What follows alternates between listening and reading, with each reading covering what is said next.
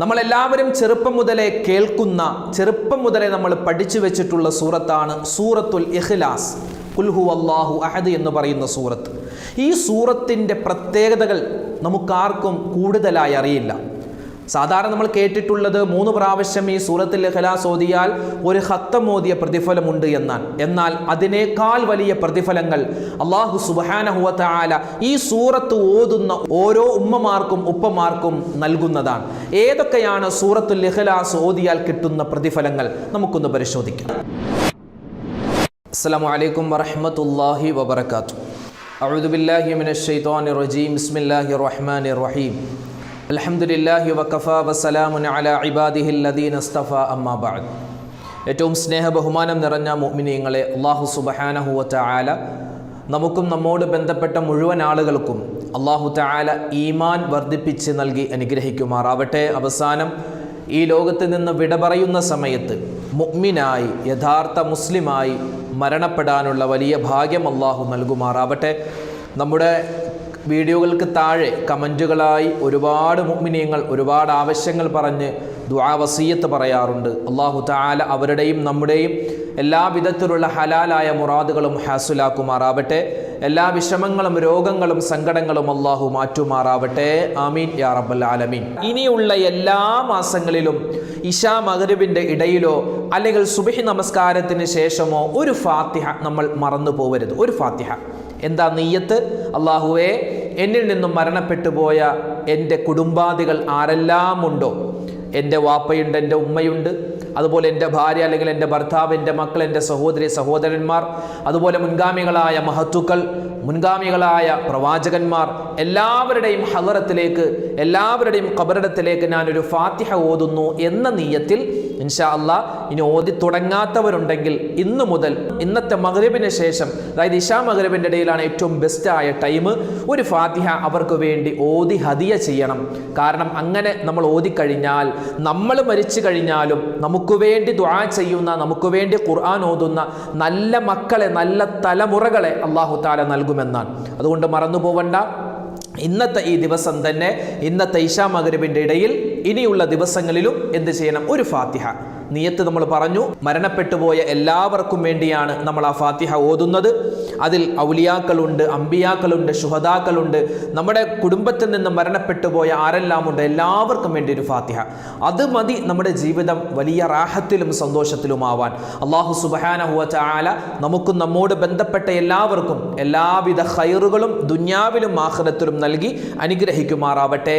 ആമീൻ യാ റബ്ബൽ ആലമീൻ. 5 രാത്രികളുണ്ട്.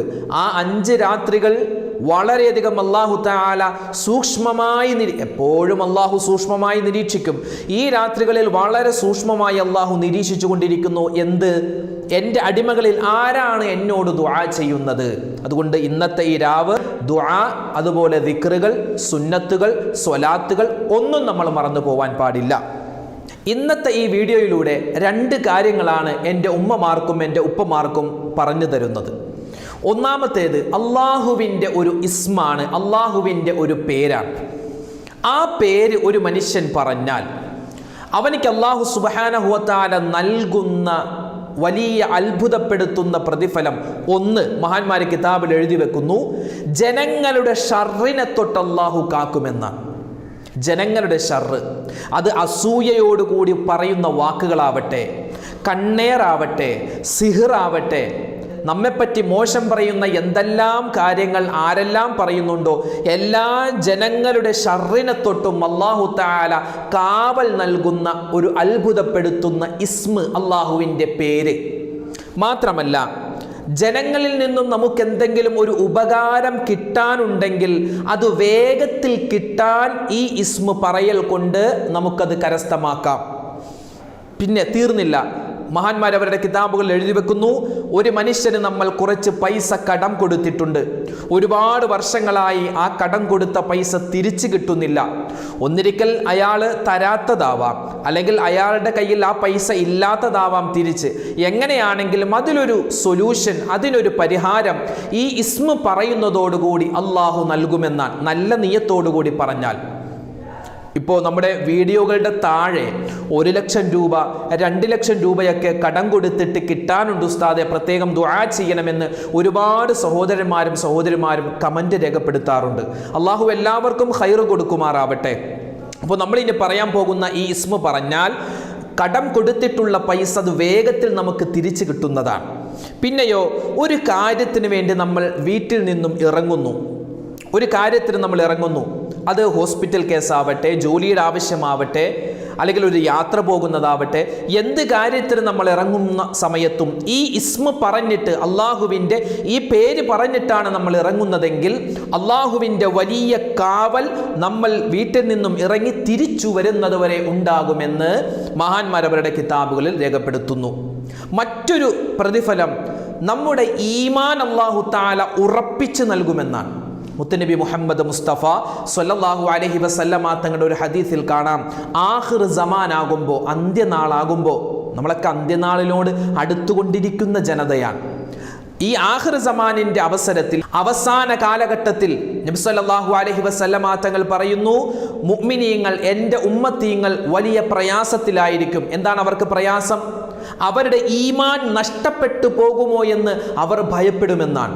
ഒരു തീക്കനൽ അവരുടെ കൈകളിൽ കൊടുത്താൽ ആ തീക്കനൽ മുറുകെ പിടിക്കാൻ അവർക്ക് പറ്റും, പക്ഷേ അവരുടെ ഈമാൻ അവരുടെ കൈകളിൽ പിടിക്കുവാൻ പറ്റാത്ത ഒരു സാഹചര്യം ഉണ്ടാകും. ആ ഒരു കാലഘട്ടത്തിലാണ് ഞാനും നിങ്ങളും ജീവിക്കുന്നത്. അവിടെയാണ് ഈ ഒരു ഇസ്മിന്റെ വലിയ ശ്രേഷ്ഠത നമുക്ക് മനസ്സിലാകുന്നത്. മഹാന്മാർ പറയുന്നു, ഈ ഇസ്മ പറഞ്ഞു കഴിഞ്ഞാൽ നമ്മുടെ ഈമാൻ പാറ പോലെ ഉറച്ചു നിൽക്കുമെന്നാണ്. മറ്റൊരു പ്രതിഫലം കൂടി പറഞ്ഞു തരുന്നു, സാമ്പത്തികമായ അഭിവൃദ്ധി അല്ലാഹു തആല നൽകുമെന്നാണ്. ഇങ്ങനെ ഒരുപാട് ശ്രേഷ്ഠതകളുണ്ട്. ഏതാണ് ഇസ്മ? മഹാന്മാർ പറയുന്നു, യാ ഹക്കമു യാ അല്ലാഹ് എന്ന പേരാണ്. യാ ഹക്കമു യാ അല്ലാഹ്, യാ ഹക്കമു യാ അല്ലാഹ്. അള്ളാഹുവിൻ്റെ 99 പേരുകൾ. ആ 99 പേരുകളിൽ ഒരുപാട് പേരുകൾ ഇസ്മുൽ അഅ്ലം എന്ന് മഹാന്മാർ പരിചയപ്പെടുത്തിയിട്ടുണ്ട്. അള്ളാഹുവിന് 99 പേരുകളുണ്ട്. ആ 99 പേരുകളിൽ ഒരു പേര് ഇസ്മുൽ അഅ്ലമാണ്, ഏറ്റവും ഉന്നതമായ പേരാണ്. ആ പേര് പറഞ്ഞിട്ട് ഏതെങ്കിലും ഒരു മനുഷ്യൻ ദുആ ചെയ്താൽ അള്ളാഹു അവൻ്റെ ദുആ സ്വീകരിക്കും. പല പണ്ഡിതന്മാരും പല പേരുകളാണ് ആ ഇസ്മുൽ അഅ്ലമായി പരിചയപ്പെടുത്തിയിട്ടുള്ളത്. ഈ പറയപ്പെടുന്ന യാ ഹക്കമു യാ അല്ലാഹ് എന്ന പേര് ഇസ്മുൽ അഅ്ലമാണെന്ന് പറഞ്ഞ പണ്ഡിതന്മാരും നമുക്കിടയിലുണ്ട്. അതുകൊണ്ട് ഈ പേര് യാ ഹക്കമു യാ അല്ലാഹ് എന്താ അതിൻ്റെ അർത്ഥം? വിധികർത്താവായ അല്ലാഹുവേ എന്നാണ്. എല്ലാ കാര്യത്തിലും വിധി പ്രഖ്യാപിക്കുന്ന റബ്ബേ എന്നാണ് അതിൻ്റെ അർത്ഥം. യാ ഹക്കമു യാ അല്ലാഹ്. ഈ ഒരു ഇസ്മ എല്ലാ നമസ്കാരത്തിന് ശേഷവും 11 പ്രാവശ്യം, എല്ലാ നമസ്കാരത്തിന് ഫർളായ സുന്നത്തായ നിസ്കാരങ്ങൾക്ക് ശേഷം ഒരു 11 പ്രാവശ്യം ഒരു മനുഷ്യൻ നല്ല ഈമാനോടെ, ഇഖ്ലാസോടെ, തഖ്വയോടെ ഇതിൻ്റെ പ്രതിഫലം എനിക്ക് കിട്ടണമെന്ന നല്ല നിയത്തോടുകൂടി പറഞ്ഞാൽ തീർന്നില്ല. അവൻ ഉറങ്ങുന്ന സമയത്ത് 33 പ്രാവശ്യവും ഇവൻ ഇത് മുടങ്ങാതെ പറഞ്ഞാൽ ഈ പറയപ്പെട്ടിട്ടുള്ള എല്ലാ പ്രതിഫലങ്ങളും അള്ളാഹു നൽകും. ജനങ്ങളുടെ ശർറിനെ തൊട്ട് അള്ളാഹു കാക്കുമെന്നാണ്. അതുപോലെ തന്നെ ജനങ്ങളിൽ നിന്നും എന്തെങ്കിലും ഉപകാരം കിട്ടാനുണ്ടെങ്കിൽ വേഗത്തിൽ കിട്ടും. അതുപോലെ കടം കൊടുത്ത പൈസ വേഗത്തിൽ തിരിച്ചു കിട്ടാൻ, ഒരു കാര്യത്തിന് ഇറങ്ങുമ്പോൾ അതിൽ ഖൈറുണ്ടാവാൻ, ഈമാൻ വർദ്ധിക്കാൻ, സാമ്പത്തികമായ അഭിവൃദ്ധി ഉണ്ടാവാൻ, ഇങ്ങനെ എല്ലാ കാര്യത്തിനും ഇത് ഉപകാരമാണ്. യാ ഹക്കമു യാ അല്ലാഹ് എന്ന ഇസ്മ ഒരിക്കലും മറന്നു പോകരുത്. അപ്പോൾ ഈ യാ ഹക്കമു യാ അല്ലാഹ് എന്ന ഇസ്മ അൽഹംദുലില്ലാ ഇന്ന് മുതൽ, ഇന്നത്തെ പകല്, ഇന്നത്തെ ളുഹുർ നമസ്കാരം മുതൽ, അല്ലെങ്കിൽ ഇന്നത്തെ മഗ്രിബ്, ഇന്നത്തെ ഇശാ, ഇനി വരുന്ന സുബ്ഹി, ഇൻഷാ അല്ലാഹ് ഞാൻ ഈ ഓരോ നമസ്കാരത്തിന് ശേഷവും ഞാൻ 11 പ്രാവശ്യം പറയുമെന്ന നല്ല നിയ്യത്ത് എൻ്റെ ഈ ശബ്ദം കേൾക്കുന്ന എല്ലാ ഉമ്മമാരും ഉപ്പമാരും എടുക്കേണ്ടതുണ്ട്. നമുക്ക് വലിയ പ്രതിഫലം കിട്ടും. ചിലപ്പോൾ ഒരു വക്തിൽ നമ്മൾ മറന്നു പോയേക്കാം, അല്ലെങ്കിൽ നിസ്കാരം കഴിഞ്ഞ ഉടനെ തന്നെ നമുക്ക് ഇത് ചൊല്ലി തീർക്കാൻ പറ്റിക്കോളണമെന്നില്ല. അങ്ങനെ മറന്നു പോകുന്ന അല്ലെങ്കിൽ ചൊല്ലാൻ പറ്റാത്ത സാഹചര്യമാണെങ്കിലും ഓർക്കുന്ന സമയത്ത് യാ ഹക്കമു യാ അല്ലാഹ്, യാ ഹക്കമു യാ അല്ലാഹ്, യാ ഹക്കമു യാ അല്ലാഹ് എന്ന് നമ്മൾ ഓർക്കുന്ന സമയത്ത് ഒരു 11 പ്രാവശ്യം പറഞ്ഞാലും മതി. ഇത് നമ്മൾ മറന്നു പോവാൻ പാടില്ല. അതുകൊണ്ട് യാ ഹക്കമു യാ അല്ലാഹ് എന്ന് ഇപ്പോഴേ നമ്മൾ മനഃപ്പാഠമാക്കി വെക്കുക. വിധികർത്താവായ അല്ലാഹുവേ എന്നാണ് അതിൻ്റെ അർത്ഥം. ഇതൊന്നാമത്തെ കാര്യം. ഇനി രണ്ടാമതായി എൻ്റെ ഉമ്മമാർക്കും എൻ്റെ ഉപ്പമാർക്കും പറഞ്ഞു തരുന്നത് നമുക്ക് ചൊല്ലാൻ പറ്റിയ, നമുക്ക് പറയാൻ പറ്റിയ വിശുദ്ധമായ ഖുർആനിലെ ചെറിയ സൂറത്തുകളിൽ ഒന്നായി മഹാന്മാർ പരിചയപ്പെടുത്തിയ, നമ്മളൊക്കെ പഠിച്ചു വെച്ചിട്ടുള്ള ഒരു സൂറത്താണ് സൂറത്തുൽ ഇഖ്ലാസ്. അത് അറിയാത്തവരായ ഒരു മുസ്ലിമും ഉണ്ടാവില്ല. ഒരുപക്ഷെ ഫാത്തിഹ നമുക്ക് ഇച്ചിരി ദൈർഘ്യമുള്ളത് കൊണ്ട് ഒരുപക്ഷെ പല ആളുകൾക്കും തെറ്റിപ്പോവാം. അങ്ങനെ ആളുകളുണ്ട്. ഫാത്തിഹ തെറ്റിപ്പോകുന്ന മുസ്ലിമീങ്ങളുണ്ട്, ഫാത്തിഹ പൂർണ്ണമായും ഓതാൻ അറിയാത്ത മുസ്ലിമീങ്ങളുണ്ട്. എന്നാൽ ഈ ഒരു ചെറിയ സൂറത്ത്, കാരണം ഇത് 3-4 ആയത്തുകൾ മാത്രമാണുള്ളത്, ഈ ഒരു ചെറിയ സൂറത്ത് അറിയാത്തവരായി ഒരുപക്ഷെ ആരും ഉണ്ടാവില്ല. പഠിക്കാൻ വളരെ എളുപ്പമാണ്. ഏതാണ് ആ സൂറത്ത്? സൂറത്തുൽ ഇഖ്ലാസ്. ബിസ്മില്ലാഹിർ റഹ്മാനിർ റഹീം.